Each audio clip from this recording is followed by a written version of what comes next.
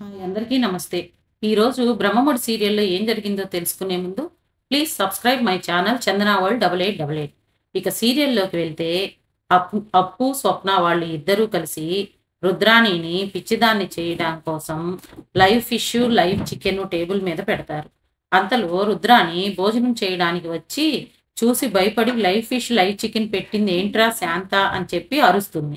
అంతలో స్వప్న, అప్పు లేదే కర్రీసే కదా అవి అని తనని బెదరగొడతారు. అందుకు రుద్రాణి చిన్నన్నయ్యని, వదినను సాక్ష్యం కోసం తీసుకువస్తుంది. కానీ ఆలోపే అప్పు, స్వప్న వాళ్ళు టేబుల్ మీద కర్రీస్ పెడతారు. ప్రకాశం, ధాన్యలక్ష్మి వాటిని చూసి నీకు ఈ మధ్య మైండ్ సరిగా లేదులే రుద్రాణి, చేపల పులుసు, చికెన్ కర్రీ కూడా నీకు కనిపించడం లేదా అని చెప్పి అంటారు. రుద్రాణికి ఏమీ అర్థం కాదు. తరువాత కావ్య వంటగదిలో ఉంటే రాజు కావ్యకి తలనొప్పిగా ఉంది అన్నది కదా, తనకి ఎలా ఉందో కనుక్కుందాం అని చెప్పి ఫోన్ చేస్తాడు. కావ్య ఫోన్ ఎత్తి చెప్పు రమ్య అంటుంది. అందుకు రాజు నేను అమ్మాయిని కాదు అబ్బాయిని అని చెప్పి అంటూ ఉంటాడు.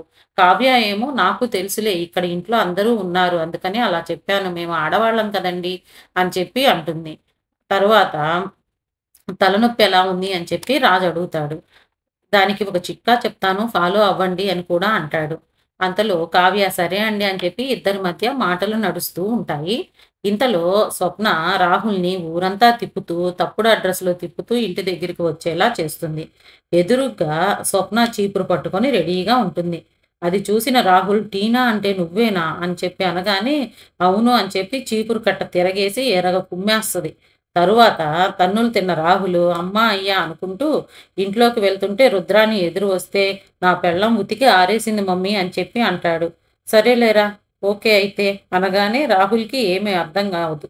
ఏమైంది మమ్మీ నీకు అనగానే రా రుద్రాణి ఏమోరా నాకేం చెప్పకు అందరూ నన్ను పిచ్చిదానిలా చూస్తున్నారు ఇంట్లో అంతా అని చెప్పి అంటుంది. అంతటితోటి ఈరోజు ఎపిసోడ్ అయిపోతుంది. రేపటి ఎపిసోడ్లో రాజు బయటికి వెళ్ళడానికి కార్ తీసుకొని వెళ్తుంటే యామిని ఏమీ మాట్లాడదు. అందుకు వాళ్ళ మమ్మీ డాడీ ఏంటమ్మా అంత కామ్గా ఉన్నావు, రాజుని అలా వదిలేసేవేంటి అని అడుగుతాడు. దానికి యామిని నేను కార్ కార్లో ట్రాక్ పెట్టాను అని చెప్పి చెప్తుంది. జీపీఎస్ యాడ్ చేసున్నాను అని చెప్పగానే వాళ్ళిద్దరు షాక్లో ఉంటారు. రాజ్కి ఈ విషయం తెలియక రాజు ఆఫీస్కే రాజు వెళ్తాడు. అది గమనించిన యామిని టెన్షన్ పడుతూ ఉంటుంది. ఏం జరుగుతుందని అనేది రేపు చూద్దాము. చూసిన వాళ్ళంతా please subscribe my channel. Thank you all of you.